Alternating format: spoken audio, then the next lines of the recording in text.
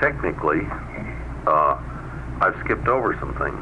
I've ignored the fact that paradise has to endow the unqualified absolute with space potency. I cover that in the appendix. But this is one of the things I choose to ignore in the story. It's not important. It's the way it works out in the end. And it just will complicate and bug the reader to bring that in at this point. However, I refer to the appendix, and in the appendix it's made very clear. C, associative deity. Now we're taking our next step toward the outer edge of the zero age and factual reality. Again, a definition is in order. Associative is defined in Webster as tending to, inducing, or characterized by association. Perhaps the first associative act that we should note is the association of the two absolutes, qualified and unqualified. It comes about something like this. Since both of them come from the same original static reality, they are related, and the relationship between them is quite real. We could put it this way. When the one became two, then we have one and another. The word "and" is also a reality, and it universally links together the two absolutes that contain all of God's plans for the future.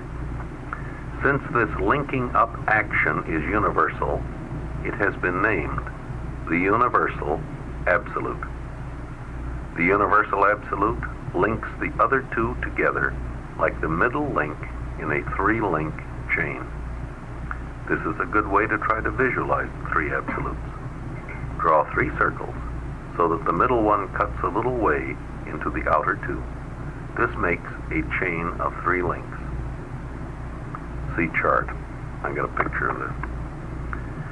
This linking up of the three absolutes is one of the associative relationships of eternity. We should now consider another such relationship. This is a relationship which God enters into and through which he becomes the universal Father. The pre-Father becomes the Father. Up to now, we have been thinking of God as a pre-Father. Actually, we have been thinking of him as pre-God as well as pre-Father.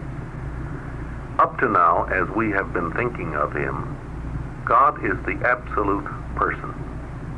As the absolute person, he is imprisoned inside all the limitations of being absolute.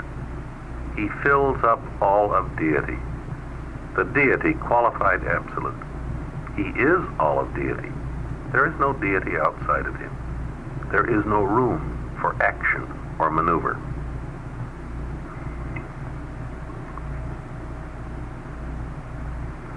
So God sets out to produce some room. What he does is to separate himself from all deity, just as he separated himself from all reality when he moved the qualified absolute away from the unqualified absolute. How does God do this? Well, he does it by separating himself from the absolute person. When he separates himself from the absolute person, three things happen. A, in removing himself from the absolute person, God causes this being to exist separate and apart from himself. He thus becomes the cause and the source of the absolute person. B, if God is the cause and the source of something, and if that something is a person, then God is the Father of that person. And if he can be the Father of the absolute person, then God can be the Father of any and all persons, and thus he becomes the universal Father. C, this makes the absolute person the original Son of God. And he is nonetheless the absolute person for becoming the Son of God. Because all of this is happening in eternity, it is customary to speak of this original Son as the eternal Son. I've tried always to reason why did they pick these words. There's a reason why they call him the eternal Son. This is the beginning of the divine fraternity of the eternal persons of deity, which will soon be completed by the appearance of the third person, the infinite Spirit. Section 3, existential thesis, antithesis, and synthesis. We have used 4 unusual words in the caption to this section. They will bear defining before we go on with the study. Existential is a word that is especially used in the papers. It means something eternal, without a beginning or an ending, and with no need to learn by experience. Full knowledge is possessed without any experience. Existential is used as the opposite of experiential. God is existential. Man, as an example, is experiential. Now, for the other 3 terms. They are borrowed from the philosopher Hegel, who made much of them. We will use them several times in our study. Thesis, antithesis, and synthesis are in part defined in Webster as follows. With Hegel, thesis is the proposition or conception representing the first stage of developing thought, contrasting with the second stage or antithesis, which negates the thesis, and with the third stage or synthesis, in which thesis and antithesis are brought together. Thesis, then, is a proposition, a statement, a presentation. Antithesis, which would be better understood if it were written antithesis, is something that is different from, contrastive to, and stimulative of the thesis, but not necessarily antagonistic to the thesis.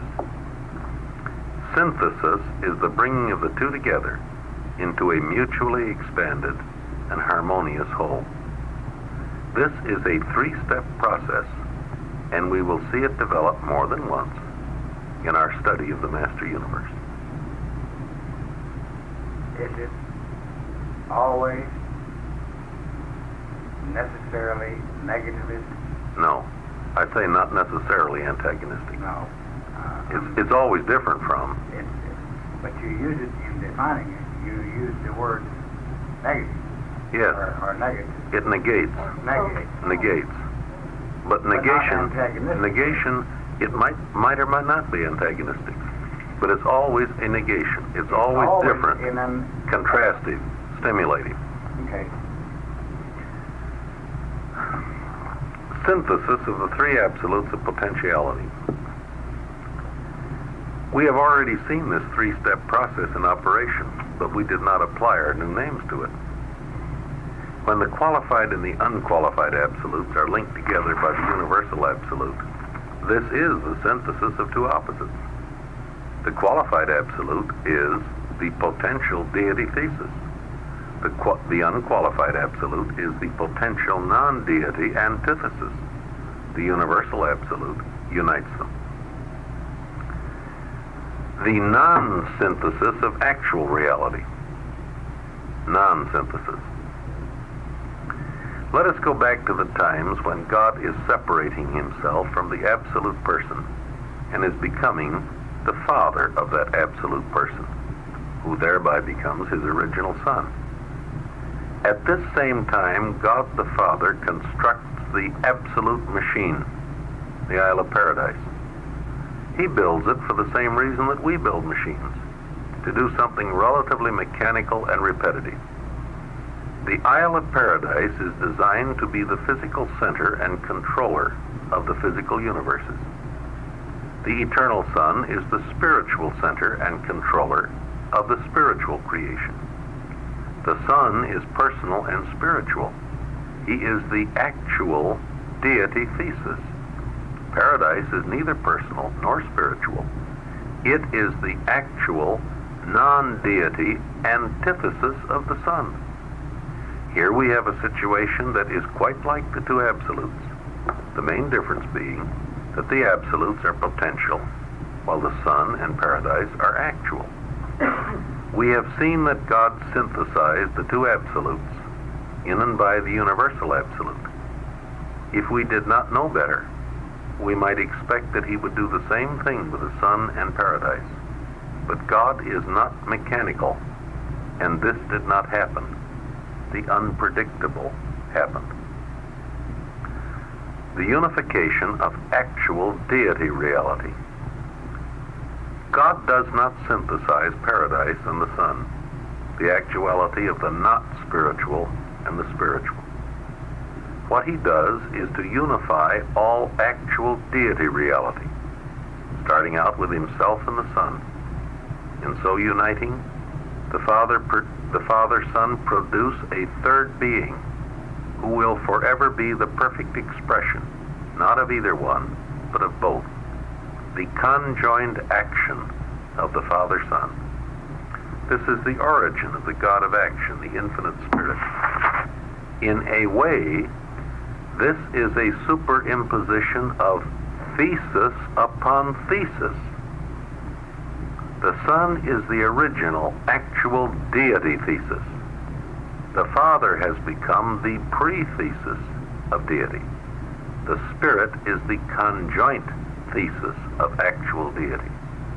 Their union in the Trinity is the undivided thesis of existential deity.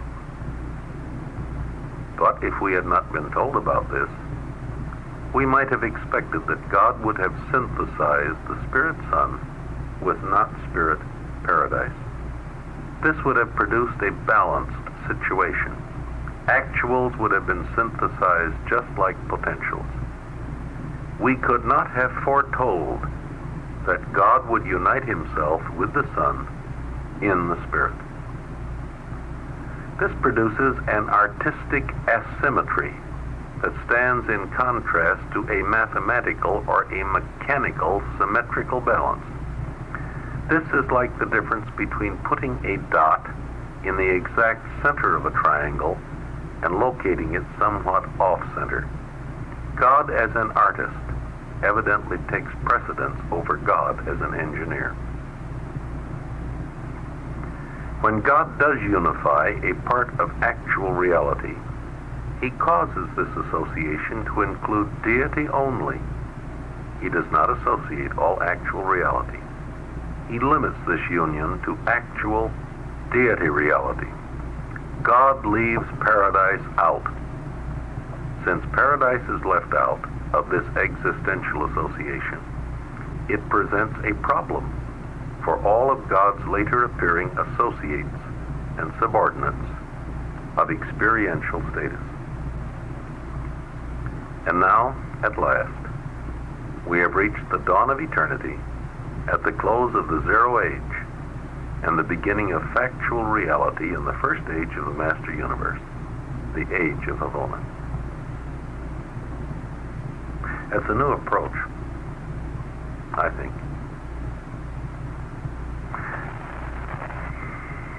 You want more? I think that makes it clearer than any time you've ever had. Well, read it down to before. You've got the last revision. Well, for example, Ed, when we got to the absolute person, Ed Jones was sitting down here at the end. He said, I don't get it. Well, I think I had one short paragraph covering that, and I got a whole page now with A, B, C. And you see, it was Ed's complaint that has cleared it. Now let's get some more complaints, and we'll make it a little longer and we'll break it down farther.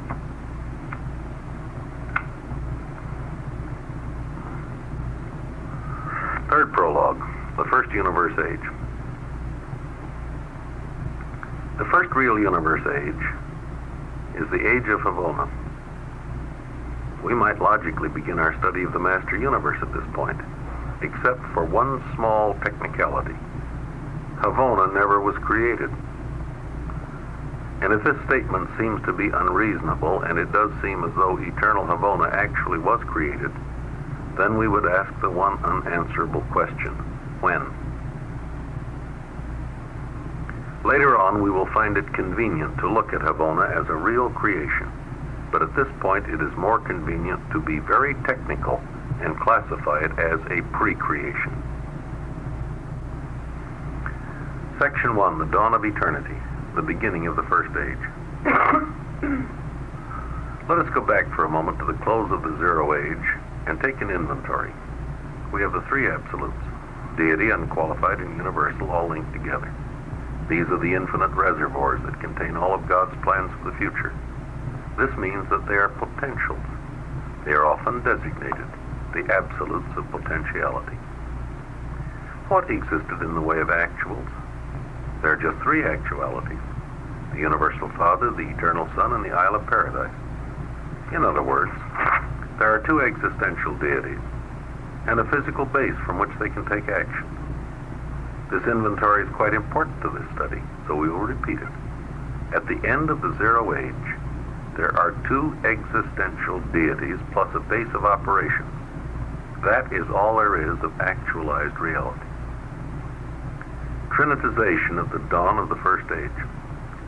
We've used a new term, trinitization, and we should define it before we go on with this study. Trinitization has a special meaning in the papers. As we are using it here, it means a once-only act of creation, limited trinitization. The trinitizing partners put everything they have into this action. They produce a being equal to themselves, and they become united in some manner. This type of trinitization cannot be repeated. What is it that ends the Zero Age and begins the First Age? The action that begins the Age of Havona is a deity trinitizing act on the part of the two existential deities. This produces some immediate additions to and changes in the inventory of actualized reality. A. The Father and the Son unite as the Father-Son. B. The Infinite Spirit appears as their deity equal. C. The central universe of Havona makes its appearance. D. The Father, Son, and Spirit unite as the Paradise Trinity. In the dawn of the First Age, we now have the three absolutes of potentiality, the three persons of deity, Paradise and the central universe, and the Trinity. These realities are all pre-creative. None of them ever had a real beginning. Each one is eternal, and each one is absolutely eternal.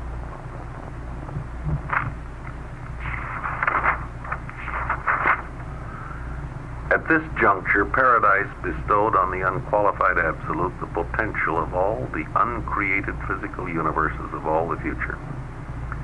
In our previous discussions of the unqualified absolute, we have assumed that this has taken place. That's my apologies for being technically incorrect earlier. I got to be careful of the sea lawyers here too, you know. They're going to hair split on me. Section 2. An inventory of eternal existential realities. We took inventory of what was in existence in the twilight of the closing of the Zero Age, and it would be a good idea to repeat this process in the dawn of the First Age. In taking this inventory, it will be helpful to classify the seven absolute realities, the seven absolutes of infinity, under three main headings. There are several ways in which this classification can be made. The most helpful and informative seems to be the following. A. The absolute original, God the Universal Father. B.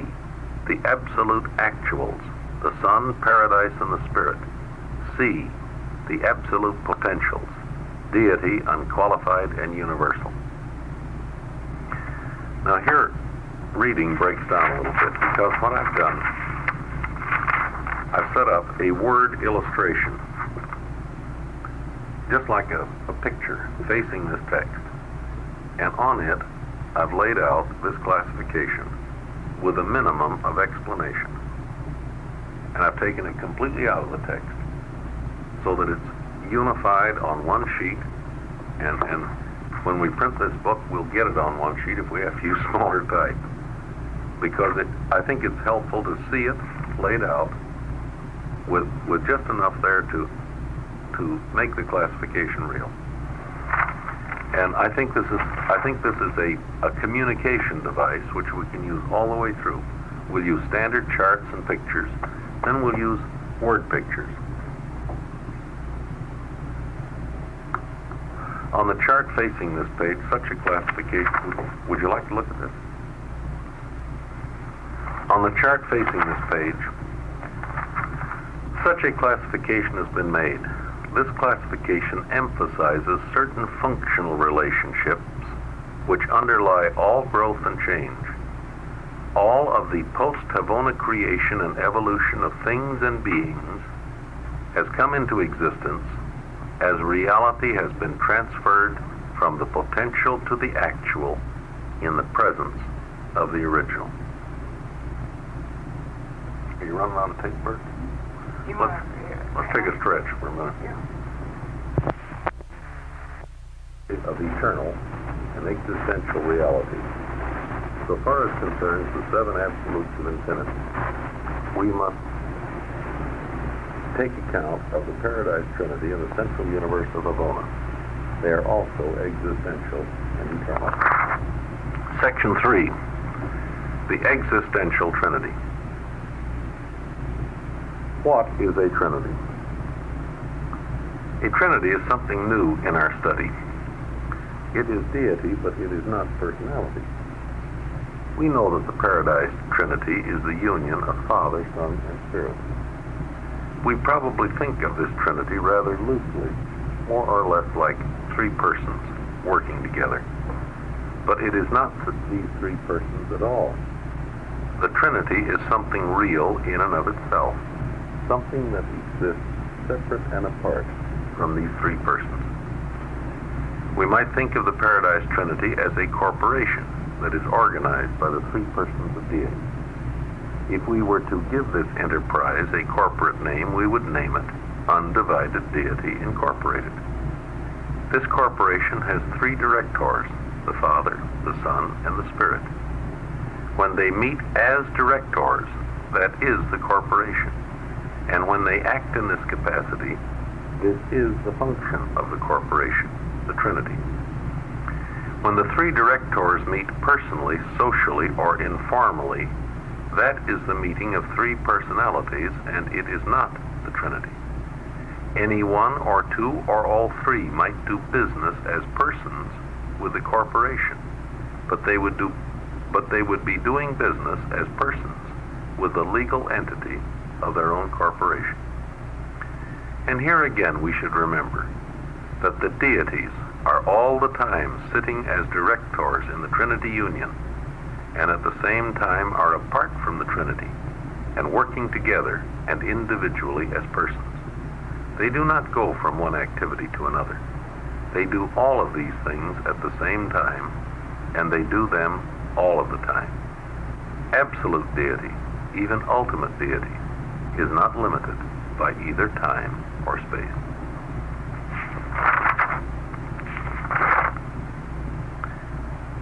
A comparison of functions.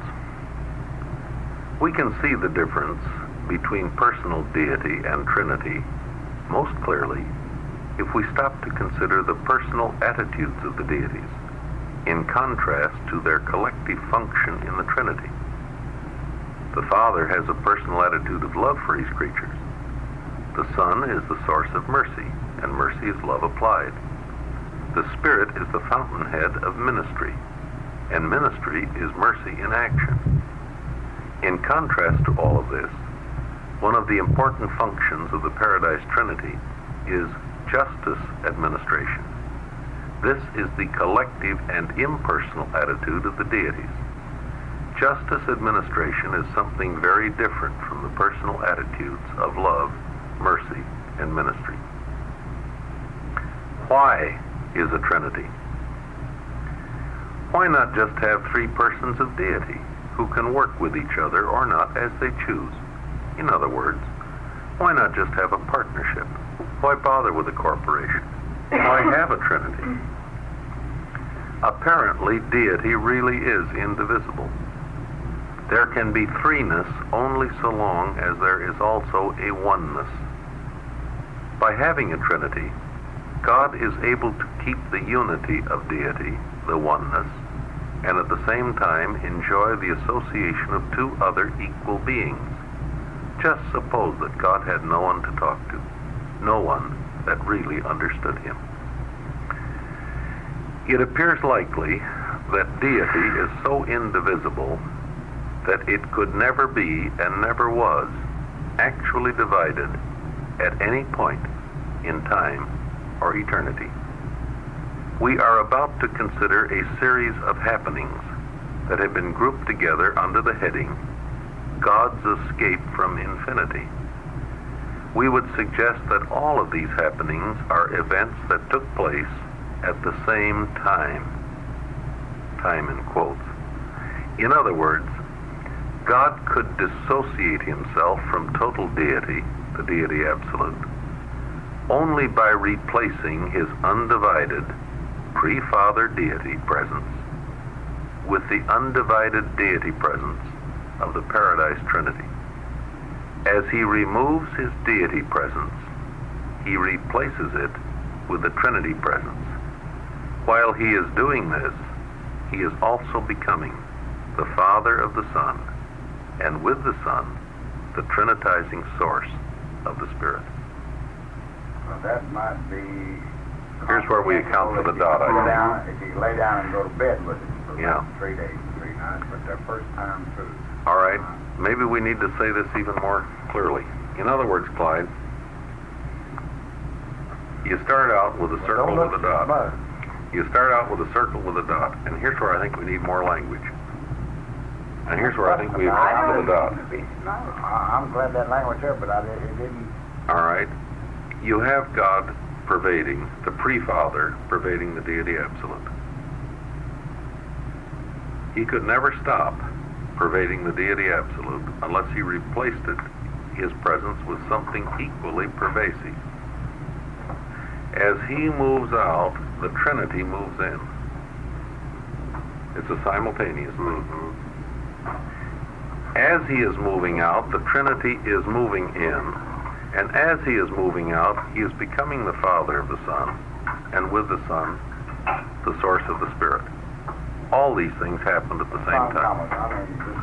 It's a simultaneity. We think of them as sequence, but they weren't in sequence. In other words, I would put it this way: there was at no time was deity ever really divided.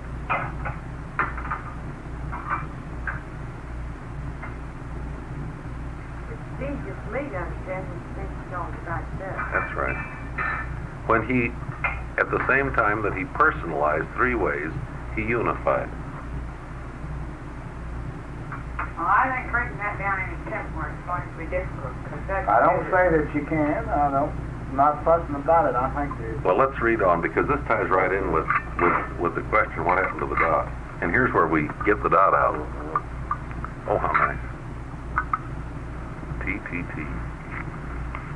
T. Lemming. I don't want to turn that off and read that section in there. I'm going to want to. Yeah, I like to hear things different. Well, I don't say we'll take this out, but we may say it again. I wouldn't. I certainly wouldn't recommend taking it out. We may say it twice, though. Because saying it twice doesn't hurt. You say it once, you prepare the mind for what you're going to say, then you say it again, even in an ABC order, and then you really get your point across. Because this is tricky. Listen, this has bugged theologians for 2,000 years. Yes, it's still fun. So the mere fact that we're having a little trouble making it clear. That menu again. I'd like to have a chance to listen to it a second time before I choose my evening meal. That's right.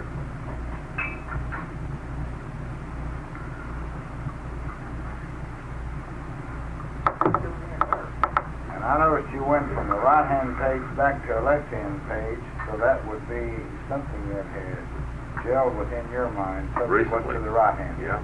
It's because of the question Burke asked on trinitization.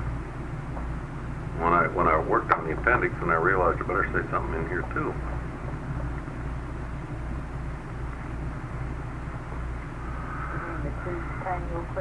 Well, there's a relationship between them. God's escape from infinity. Can you hear all right, Bert? Let us go back in our study, back to near the beginning, back to where God is separating, qualifying deity from not deity, the unqualified. In doing this, he is escaping from a situation in which he fills total reality, infinity. We started with a picture of one circle, squeezed it into an hourglass, then separated the two lobes so that we had two circles, and one of the circles had a dot in it. This circle with the dot is our symbol for deity, and the dot is the symbol for God's will. It's been so long since I read this, I forgot about it. Boy, I'd forgotten what the dot was the symbol for. At this point in the study, God actually fills all of this second circle. He fills total deity. He is total deity. He has escaped from filling up total reality, but he is still spread out all over total deity. Now, when God separates himself from the Son, and they produce the Spirit, then A, he personally escapes from the situation in which he fills up all of total deity himself. B, he is able to enjoy the association of two other equal beings. 3 is a minimum social group. C, at the same time in the Trinity, the three deities retain that oneness which still fills and dominates total deity. In a sense, he removes the dot and replaces it by 3 concentric circles. Well, as he's going out the front door, unified deity is coming in the side door, or the back door, the Trinity. As he's leaving, the Trinity is entering. Right. And that means he's got to trinitize in the same process. This is like the story of some magnificent break for liberty. God starts out so completely alone and so utterly infinite that he could hardly do anything. He fills everything. There is nothing but God anywhere, and no room for anything except God. So he begins to make some room. He moves away from a part of total reality, infinity. He leaves it unqualified, the unqualified absolute. That which he moves is the qualified absolute, total deity. Then he manages to withdraw as a person from total deity. This he accomplishes by separating himself from the absolute person who becomes the Son, and then by uniting with the Son in trinitizing the Spirit, and then by consummating the deity union of all three in the Paradise Trinity. The Trinity union restores the original unity of undivided deity as it was before God became the Father of the Eternal Son. Deity remains undivided in the Trinity, notwithstanding that there are now 3 persons of deity. I don't think we've got it quite yet, but it's better than it was before, and we can make it still better. Your use of the word God there. I'm misusing the word God all the way through for simplicity. I don't want to talk about the I am. I'll talk about the infinite, but I'm going to misuse the word God and then apologize and say we've really been talking about pre-God. Again, I'm going to sacrifice some technicalities for feeling, and then be scholar enough to say, I know I've been wrong, but I'm going to do it anyway. The Paradise, when you say God, everyone knows what you mean. Yeah. The Paradise Trinity enables God to be personally free from the limitations of being absolute and infinite, while retaining and maintaining the absolute unity of deity. As the Trinity, the 3 deities are still one, and as one, they still dominate total deity. And through total deity, they still dominate and control total infinite reality. Well, that explains the whole thing. Only by virtue of the Trinity could God enjoy the personality association of the Son and the Spirit, and still maintain the absolute indivisibility of deity and the actual working control of total deity and of total reality. As an example now for footnotes, which I've been skipping.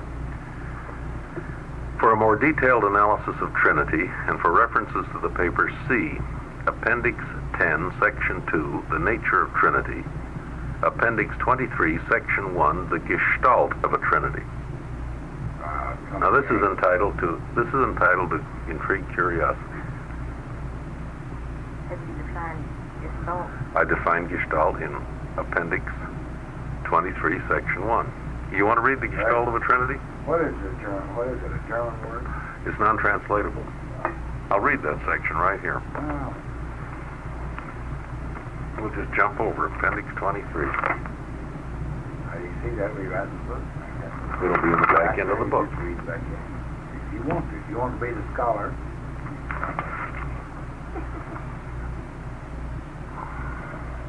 This is Appendix 23, Section 1.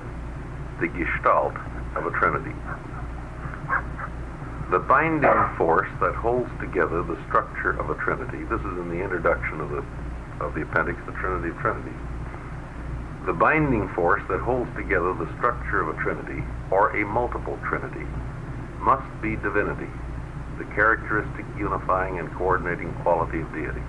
Now here I got a footnote for every statement almost. We know that pattern may configure matter, mind, or spirit, or any combination of them. It can characterize personalities, identities, entities, or non-living matter. It appears as a reality because of the coexistence of personality and power. In the higher sense, pattern appears because of the coexistence of deity and energy. Two objects have relationships, but if there are three or more, they eventuate a system. You've heard this before, Clint, because you corrected an error in here, and I've fixed it now. Such a system is something more than a relationship that has become complex. Its members are connected not by a relationship of each part to other parts, but rather by a relationship of each part to the whole. Each one of the parts has a positional value in relation to the pattern of the whole. In a human being, it is personality that unifies the whole, and in the structure of a Trinity, it must be divinity. It is the arrangement of the parts, their positional values, that constitutes the pattern of the whole, with its unpredictable factors and its superadditive qualities. A Trinity is a supersummation of its constituent parts. The whole is greater than the sum of its parts, and the functions of the whole are more than and other than the predictable sum of the total of the collective attributes of the parts. To illustrate this, let us establish the difference between a non-pattern aggregation and the pattern of a system.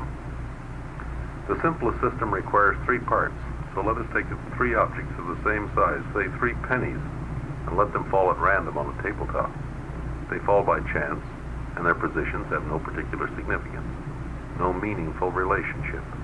This is a chance action, and we end up with 3 pennies on the top of the table, and nothing more. There is a pattern of sorts, but it is an asymmetrical triangle, a scaling triangle. Now, let us do this all over again, but differently. We pick up the 3 pennies, but this time we place them very carefully on the table. We place them in such manner that they make a perfectly symmetrical triangle. We still have 3 pennies on top of the table, but now we also have a triangle. Each penny now has a positional value, but this positional value is not due to the parts. It is due to the significance which the whole imparts to its members. The triangle is the Gestalt. There is no English word for it. Configuration of the whole comes close. Pattern of the whole is better, but neither is quite right. Triangularity is a quality of the whole that could not be predicted by any prior analysis of any of the parts. The appearance of such a pattern of the whole signifies mind action and purpose in imposing the pattern of a system on what would otherwise be a mere aggregation. We would suggest that the quality of triangularity is comparable to the structure of the entity of a trinity. See, when you arrange those pennies and you suddenly have a perfect triangle, where did the triangle come from? It's not any one of the pennies. It's something bigger than any one penny. It is a property of the whole, not a property of the part. And that's why a trinity is so different from the Father, the Son, and the Spirit. Or you add up the Father, Son, and Spirit, you still don't get the Trinity. You add up 3 pennies, you've got 3 pennies, but you arrange them and you have a triangle. Or with 4. Where did you get that word, Gestalt? It's a German word. Oh. It's I happen to have studied German, and I missed the word in English.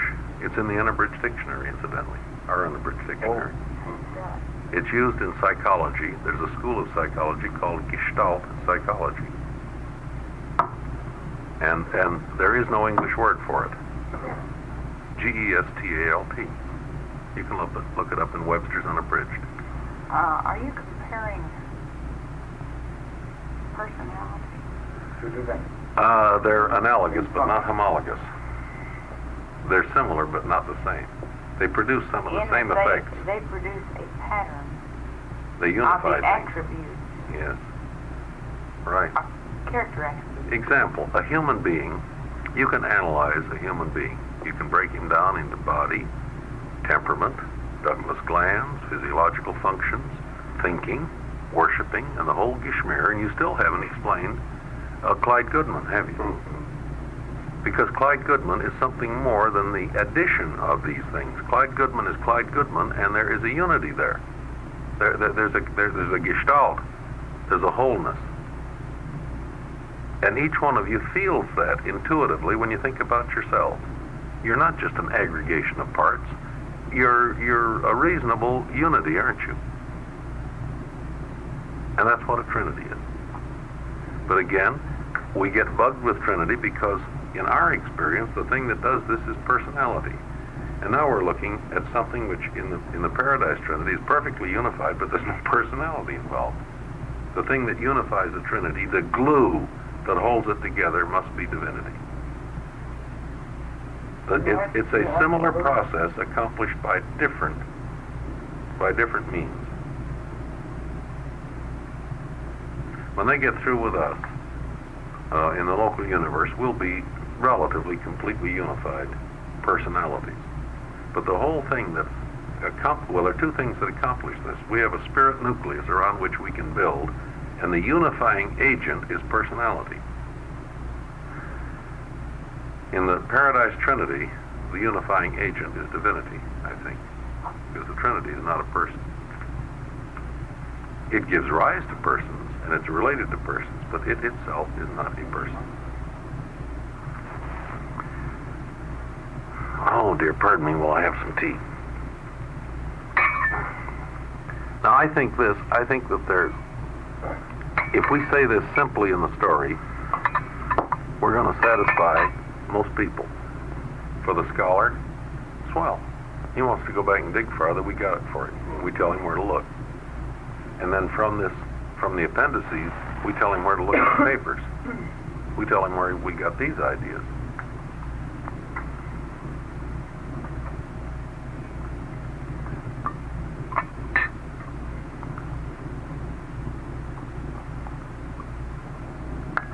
The non-scholar won't care about our distortions in here, and the scholar will forgive us because we own up to them. We know we're distorting.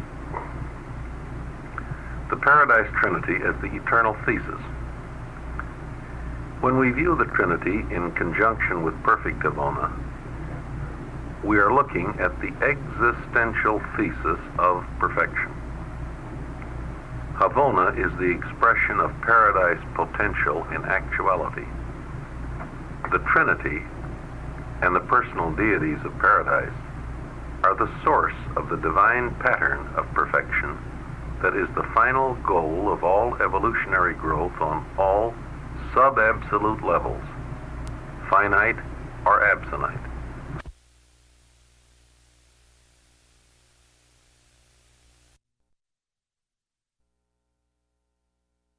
That is the final goal of all evolutionary growth on all sub-absolute levels, finite or absonite.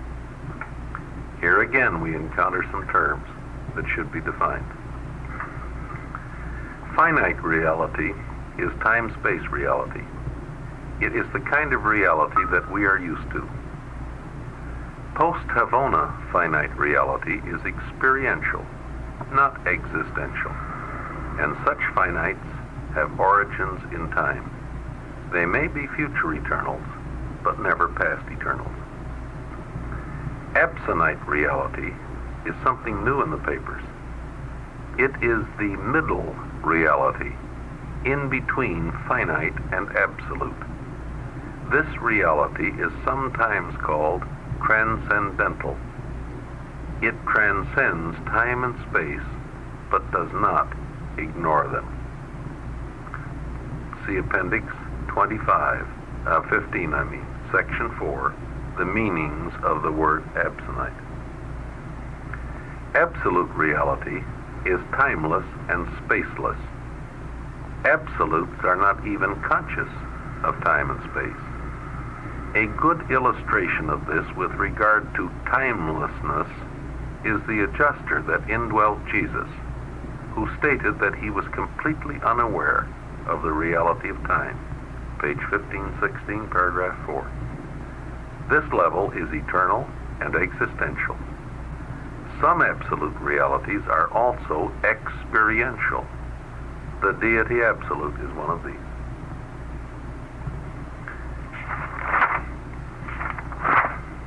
The Paradise Trinity functions on all three of these levels and seems to get things started on each level. The Trinity and deities of paradise give origin to those personalities who come out into time and space and start the whole evolutionary process. The administration of the central universe and of the superuniverses is of Trinity origin. Section 4, the uniqueness of Havona. And facing this, we have a picture of the central universe. The last item on our inventory of existential and eternal realities is Havona, the central and divine universe. Havona is by far the most interesting part of the master universe. It is so unique, it is so difficult to classify. At the very beginning of this prologue, we considered the paradoxical fact that eternal Havona never was actually created. And yet, to all practical intents and purposes, we think of the central creation. And it functions as a true creation at the present time in the second age. But in the first age, Havona was entirely alone. It was an isolated universe. It was completely isolated because there was nothing but empty space outside of it. In these remote times, it had no external relationships, only relationships within itself and inwardly toward paradise. Havona is also difficult to classify in terms of the levels of functional reality. It is neither finite nor absonite, nor is it absolute. Beings exist and things are happening in Havona on each of these three functional levels. Because of this, it is almost impossible to put the central universe in a specific category. It is a creation that never was created. The creatures that live in Havona never were created. It is finite in space, just so large and no larger, but it is much more than finite when we consider what is going on in the affairs of its billion perfect world. Havona is really something of everything. It is the pattern universe which God created, and it probably has the capacity to serve as a pattern creation for any local universe, for the 7 superuniverses, for the whole master universe, or for anything else that might develop on beyond the master universe. Section 5, the architects of the master universe. Before we leave the study of the first age, we should consider a rather unusual group of beings, the architects of the master universe. These beings are not created, they are eventuated. This is a new word, and it should be defined. Eventuated has a special meaning in the papers.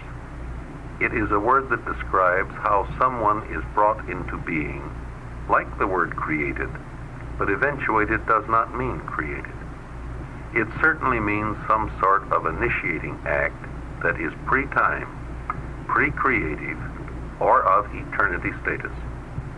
We are informed that God as a person creates. As a superperson, he eventuates. Epsonite beings, the transcendentalers, are not created. They are eventuated. These eventuated master architects are present in the first age. There is even a possibility that they were present before the first age. But we may be quite sure that they are present and functional in the first age. The master architects are not finite, neither are they absolute. They are epsonite beings, which is to say, they are transcendentalers. The architects are not creators, neither are they creatures. They seem to be almost like living and intelligent blueprints or architects' plans of the master universe. They personify God's plan for the entire master creation. They begin their work in the post-Havona creations long before anyone else is on the scene of action. They get the space stage ready for new developments, and all of this work is in process long before the creators and the administrators of these post-Havona universes make their appearance. They are organized for service in 7 corps in accordance with the geographic plan of the central isle and the master universe, Paradise, and the 6 concentric space levels. That's the epilogue. And we start out with study proper. The study of the master universe. This is the story of the creative and the evolutional expansion of Paradise, Havona divinity, into time and space. It is also the story of the consolidation of such expansion on finite levels in the supreme and on epsonite levels in the ultimate. It begins but cannot finish the story that goes on beyond the ultimate. This study is presented in 3 main parts: the finite story, the epsonite story, the beginning of the last story. This study properly begins when the past eternal age of Havona gives way to an age that has an origin in time, the second age, the one in which we are now living. This study will have to come to an end, not long after the last age of the master universe has closed its time and has given way to an age that is future eternal. Shall I go on? Yes. Have you embellished or enhanced one layman like me picture of Paradise in relation to the central universe? Lay people will be quite interested in Paradise. I don't get into Paradise too much, except in one appendix, because it's not really a part of the master universe.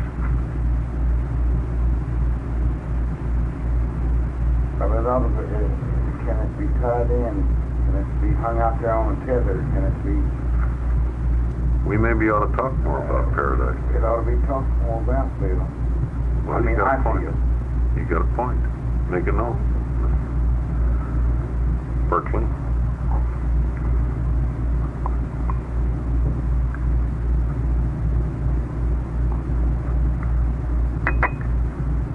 We may, well, I don't know. It's getting awful big. But we can say something. Well, you could say that the master universe existed in the We deal with Paradise as one of the 7 absolutes of infinity. We could say more about Paradise. Maybe should, because as I think about it now, we're a little bit skimpy. Get a clear juxtaposition I got pictures in here now. For I need example. word pictures too, someplace. Yeah. Just short, Bill, but I mean, lengthy. These are the things I want to get. And we'll file them in here, and then we get back to working on I'll what let we him got. mix it up. And Yeah. he 50 new terms, and he don't see Paradise Yeah. mentioned but one. That's right. Paradise always heard about it. That's right. Give him a little meat. Good enough. Well, here's the introduction to the study. Actually, what is the Master Universe?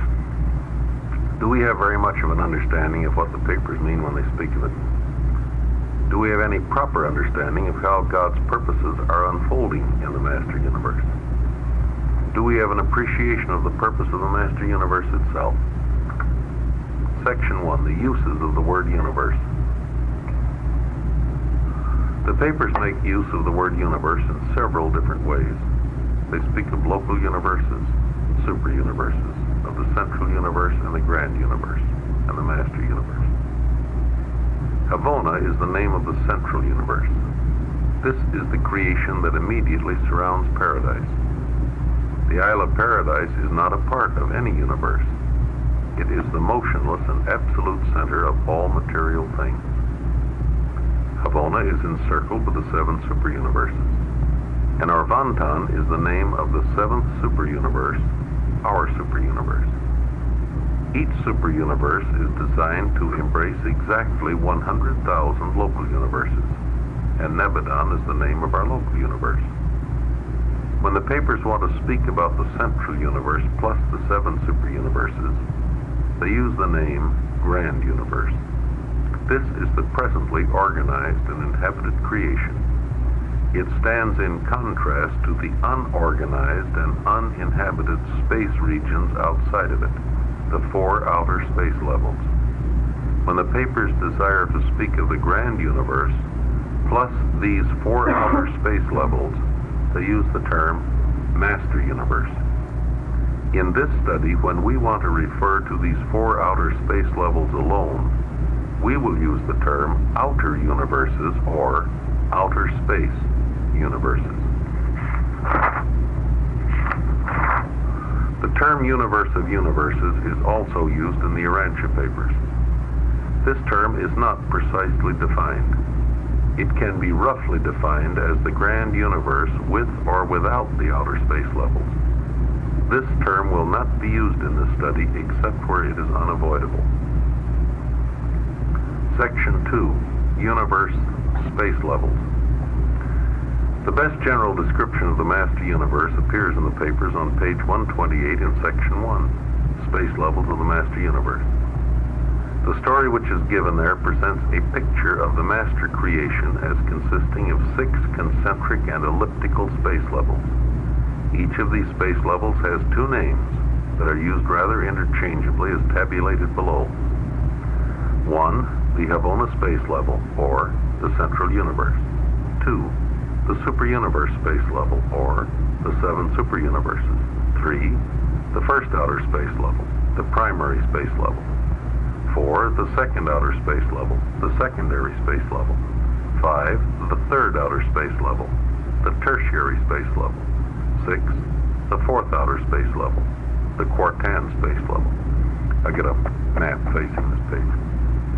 In this study, we will find the concept of these 6 space levels to be most helpful to the organization of our thinking. Section 3, Universe Ages. There's another concept presented in the papers that we will find most useful. This is the concept of the 6 successive universe ages. The papers present each universe age as a period of time that is associated with the opening up and the development of a new space level. This relationship is presented in the following tabulation. The first universe age, Havona. Second, super universes. Third, primary space level. Fourth, secondary space level. Fifth, tertiary space level. The 6th universe age, the quartan space level. We will study the growth and development of the Master Universe, paying particular attention to the sequence of events. how the universe ages synchronize the expansion of the paradise creative forces and personalities outward into the concentric space levels. Section 4, the scheme of this inquiry. It is the intent of this study to see what we can learn about God's purpose through a careful study of the Master Universe. We will try to bring together whatever the papers have to say about the Master Creation and its space levels and its universe ages. If we can assemble the pertinent data, then by interpolation and extrapolation we may be able to add a little to our understanding of the Master Creation and to our understanding of God's plans for the creators and the creatures of this wide-spreading domain. There are many questions which can be raised and to which we may seek answers. This study proposes to examine such questions as these. 1. How large is the space level? How do they compare in size? How big are the outer space levels in comparison to the grand universe? How large is the grand universe? How large is the whole Master Universe? 2. How long a time is the universe age? Do some ages last longer than others? Do these ages have any relationships other than sequence? Is there any qualitative difference between universe ages? Or are any such differences merely a matter of duration, quantity of time? 4. How is the growth of experiential deity related to the universe ages? What relationships exist between these deity evolutions and the expanding space levels? How is the development of the two experiential trinities related to the universe ages and to the universe space levels? 4. What creative themes and principles have developed, are developing, and may yet develop in the successive ages and on the expanding space stages of the 6 concentric space levels? Can we discover any basic principles which seem to underlie these events? 5. How is man, as a finaliter, related to all these developments in the present age and in the future ages, on the present space stage of the grand universe and on the future space stages of the outer universe? 6. Is the Master Universe the final creation? Or will it, in the distant future, exist in relation to something even greater than itself? 7. What are the final limits? What is the final goal? We propose to investigate these questions by an examination of the successive universe ages. There was just one age before the present one. This was the first universe age, the age of Havona. We've already given consideration to this age in the prologue to our study. We are now living in the second age, the age of the superuniverses, and we will begin our study with an examination of this present universe age. After this, we will undertake the study of the 4 future ages of the Master Universe, the successive ages of the 4 outer space levels. When we encounter gaps in the available data, we will make an effort to bridge them by intensive and extensive reasoning. We well understand that all such types of speculative reasoning are bound to suffer from the limitations inherent in our human ignorance. Nevertheless, at the very least, we may achieve a better unification of ignorance as a result of these efforts. So, let us embark adventuresomely on our study of the Master Universe, its lengthening ages, its widening space levels, and its ever-expanding scope of creator and creature self-realization. Let us embark with all due humility, but nonetheless with courage.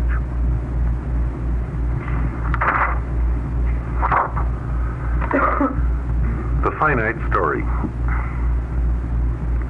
This is the story of the evolution of the 7 superuniverses. Most of the papers are concerned with this narrative.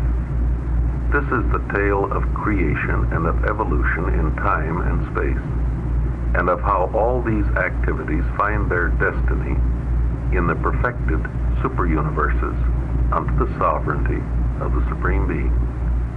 This story is presented in 3 chapters.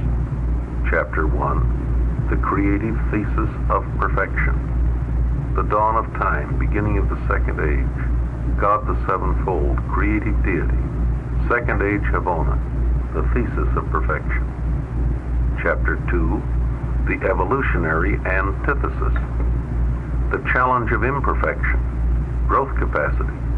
God the Sevenfold, evolutional deity. The challenge of power personality synthesis. Challenge and response. Chapter 3, first synthesis, God the Supreme. The completed grand universe. Creative associations of dual deity. Son and Spirit in the second age. This is the story of the second universe age. It begins with the creation of the Master Spirits and the Ancients of Days. It ends with the completed evolution of the Supreme Being. This is the story of here and now. In each case, I've got a little fly sheet which introduces what comes ahead. Chapter 1, the creative thesis of perfection. With the opening of the second universe age, the present age, we have actually started our study of the Master Universe. This second age, like the 4 ages that follow it, is comprehensible. It had an origin in time, and it will have an ending in time. It is of definite duration. After our excursion into past eternity in the prologue, this is comforting. Section 1, the dawn of time, beginning of the second age. Just what is it that ends the age of Havona and begins the age of the super-universes? As we study the papers, it is apparent that this was not a sudden happening. It came about gradually, like the dawning of a new day. The twilight of the first age gradually became the dawn of the second age.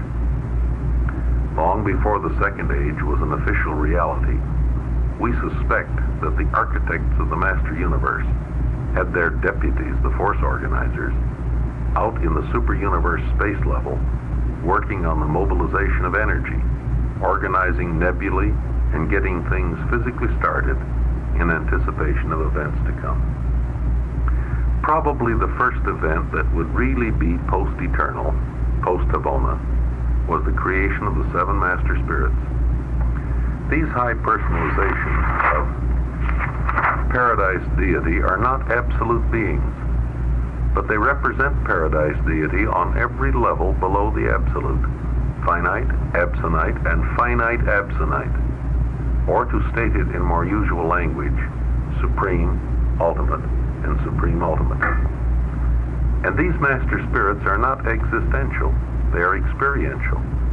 They are the first expressions of experiential deity. They also personally express the 7 possible combinations of the 3 persons of deity: Father, Son, Spirit, Father, Son, Father, Spirit, Son, Spirit, and Father, Son, Spirit. There could not possibly be any more or any fewer Master Spirits. 7 are all that is mathematically possible. And this is why the super-universe space level was divided into 7 parts. Each Master Spirit presides over and pervades one of the 7 super-universes. Sometime during this twilight period, another thing happened. God the Supreme appeared in Havona. His presence was derived from the Paradise Trinity, and he came into existence as a spirit person. He was resident in the central universe before the super-universes were formally organized. But then as now, he was not contactable by creatures. Then came the mandate of the Paradise Trinity organizing the grand universe, the 7 super-universes in relation to Havona. And at about this time, the Trinity must have created the 21 Ancients of Days, the triune rulers of the 7 super-creations. Shortly thereafter, the headquarters worlds of the 7 super-universes were constructed, and the Ancients of Days probably departed from Paradise to take up residence on their respective capital spheres. As the papers say, they have ruled the super-universes since near eternity. Now that's got a jillion references behind it, but I covered with just one here. See Appendix 4, Section 5A, the transitional times between the first and second ages. There's 2.5 pages of solid notes in support of that 1.5 pages of text. At some later point in time, the Father and Son must have begun the creation of the Creator sons, with the infinite Spirit responding by the complemental production of creative spirits. In due time, the oldest of the local universes were commissioned, and now the second age is in full bloom. Soon the evolutionary mortals made their appearance on the worlds of space, and then began the long paradise ascent of the pilgrims of time in the quest for the Universal Father. See Appendix 7, the chronology of local universes. I hope these references will intrigue people. Yeah. In Appendix 7, for example, I pulled together all that the papers have to say about how does a local universe come into being, specifically ours.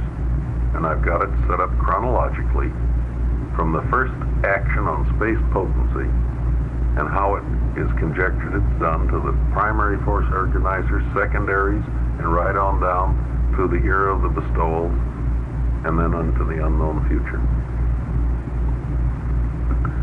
Experiential beings. All these newly appearing beings are experiential in nature. They are not existential. And this is true from the creature level of mortal man right on up to the deity levels of the Master Spirits and God the Supreme. These beings do not know all before they have experienced all. They have the capacity to learn and to grow with learning and living. This is true even of the creators themselves, and is most clearly seen in the creators of the local universes, the creator sons and the creative spirits. Service in the time-space creations, experience in the organizing and perfecting of the local universes, changes the status of these universe sons and spirits. They grow. Section 2. God the Sevenfold, Creative Deity. The association of God the Sevenfold began to function when the super-universes were organized.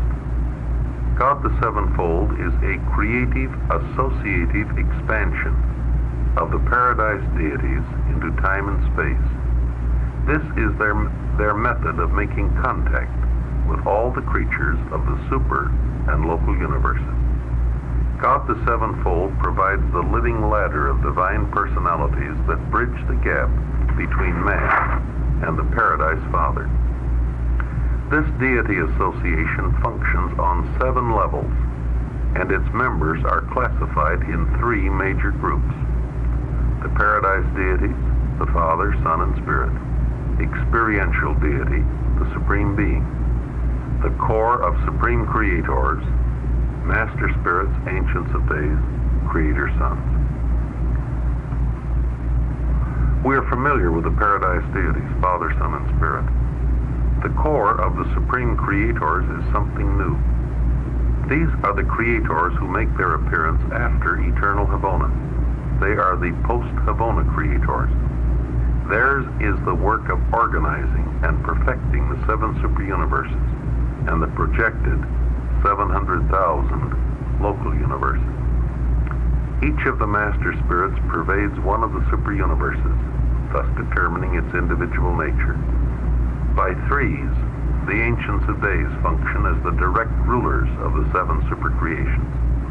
The Creator Sons and their associated creative spirits organize the local universes and create or evolve the living beings who are native to these realms.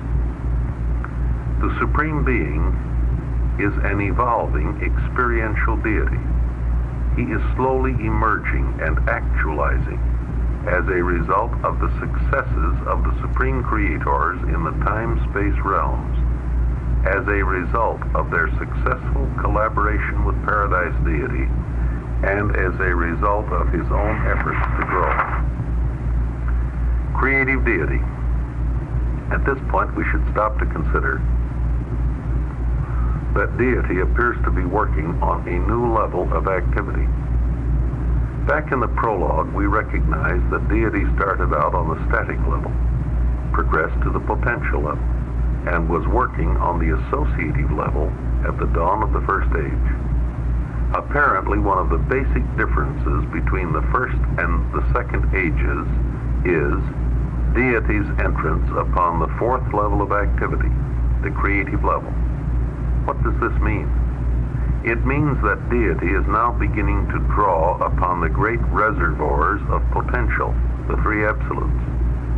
These basic potentials, pre-spirit, pre-mind, and pre-matter, are now being so transformed that they are beginning to emerge in the new universes as new spirit, new mind, and new matter.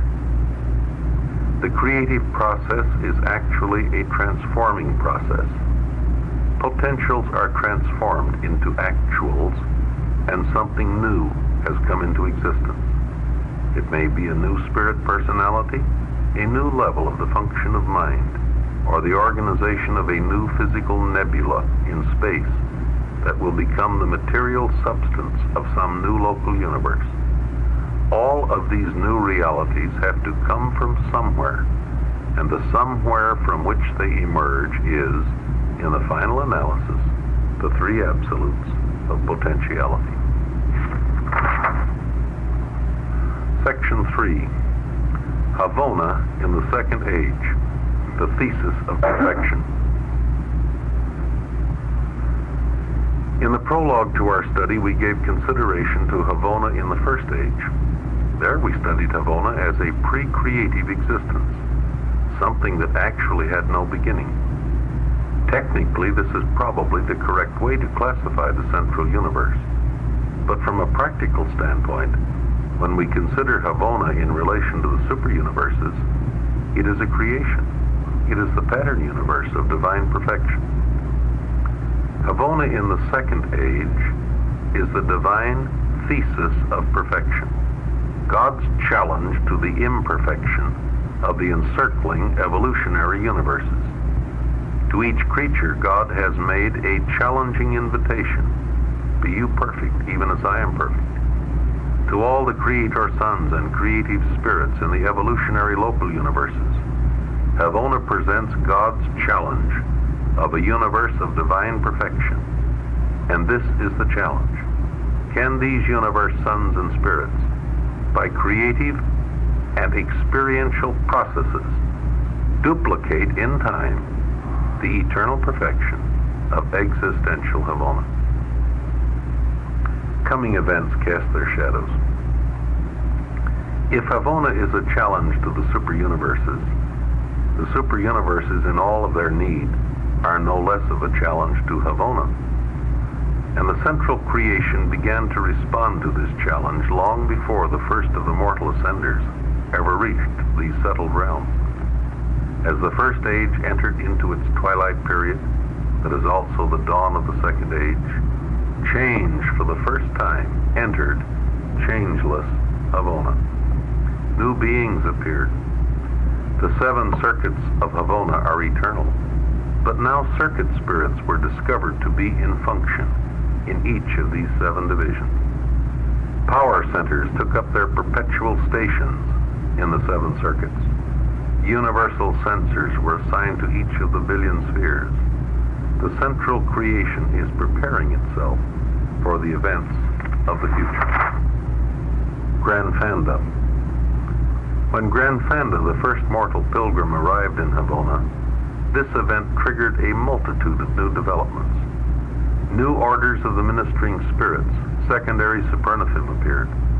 The citizens of paradise began their pilgrimage outward through Havona. The first of the graduate guides greeted Granfanda, and many other changes must have taken place in the universe of divine perfection. The ascenders from the superuniverses are bringing the seeds of the evolutionary growth process into the central creation. In the Second Age, Havona is still pre-creative and eternal, but it has also become creative and changing, even evolutional.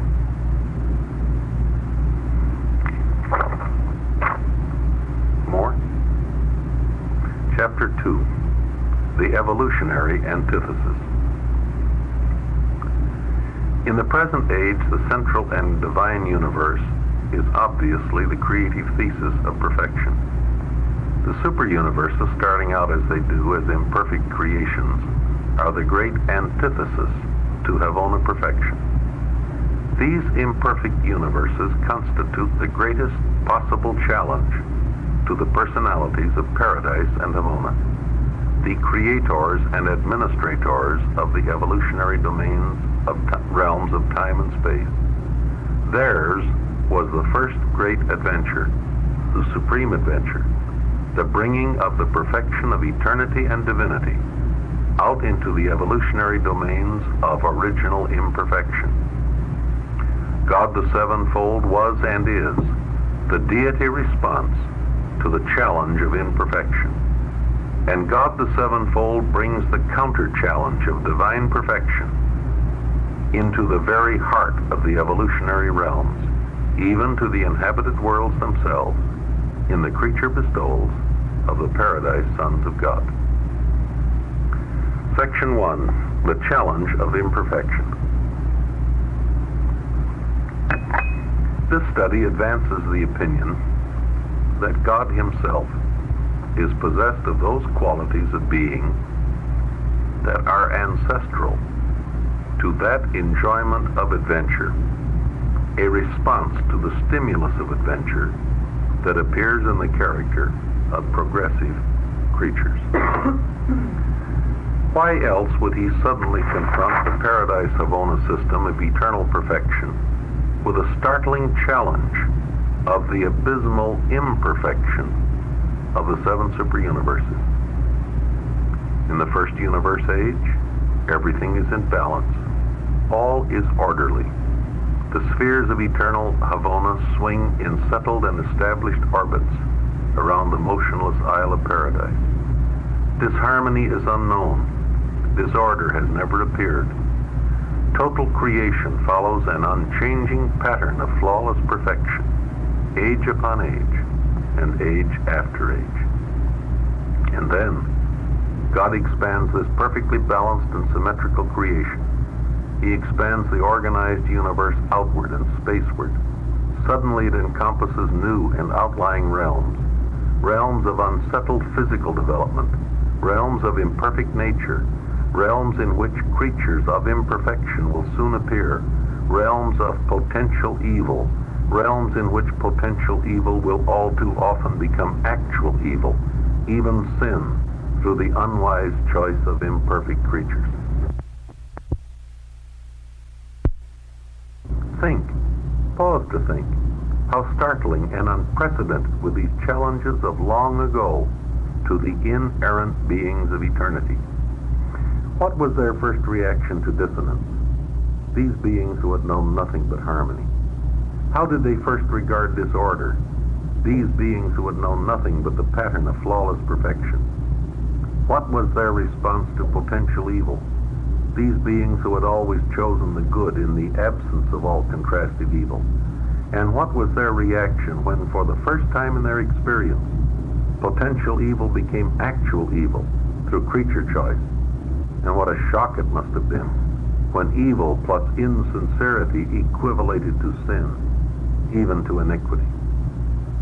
Suddenly, so to speak, we have a vast creation teeming with imperfect creatures, and every one of them has been endowed with the priceless power of choice by God himself. Each one of these creatures is a sovereign within himself.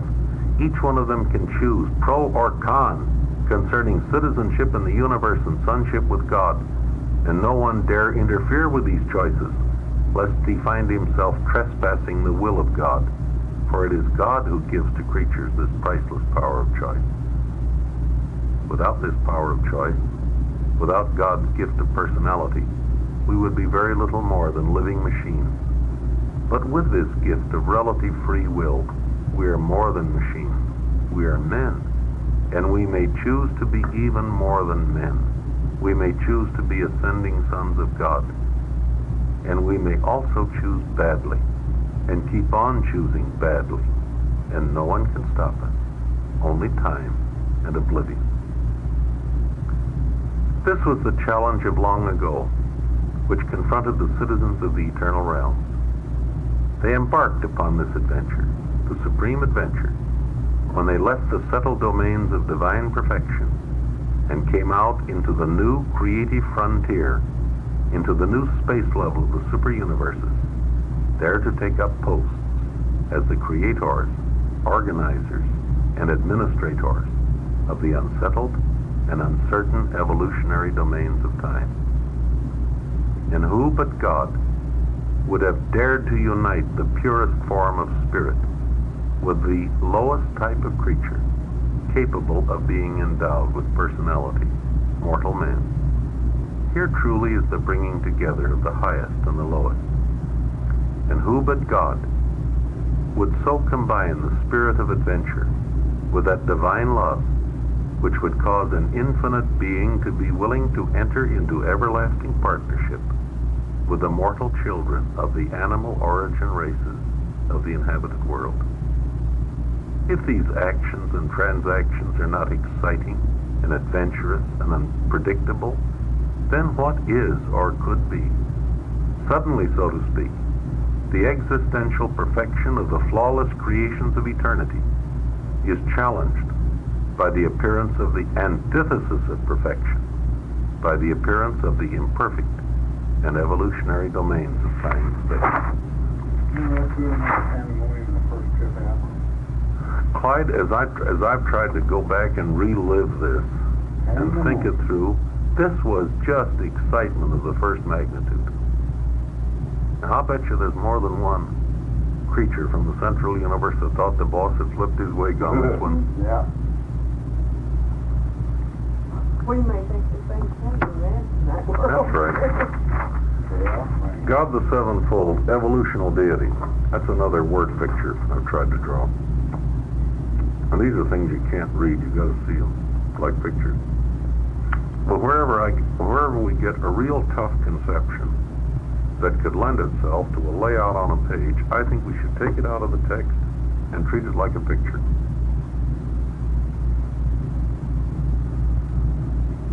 God the sevenfold, evolutional deity. See, now we had a section in the previous chapter we called God the sevenfold, creative deity. I think we got to look at the sevenfold from two standpoints. God the sevenfold is the deity response to the challenge of imperfection. As we have noted in our study of creative deity, this sevenfold association began to function at the time of the organization of the super-universes. There are several ways of presenting this association. You want to pass it down? Mm-hmm. There are several ways of studying this association of deity. And one of them is to consider the sevenfold from a functional standpoint. The summary facing this page makes such a presentation of God the sevenfold. Emphasis is placed on the three interacting groups that function within this association. A, the supreme creators. B, the supreme being. C, triune paradise deity. On that page, I've tried to set up the seven members of God the sevenfold grouped in these three levels with enough of a paragraph there so that you read that page, you've got a feeling of what the sevenfold is up to.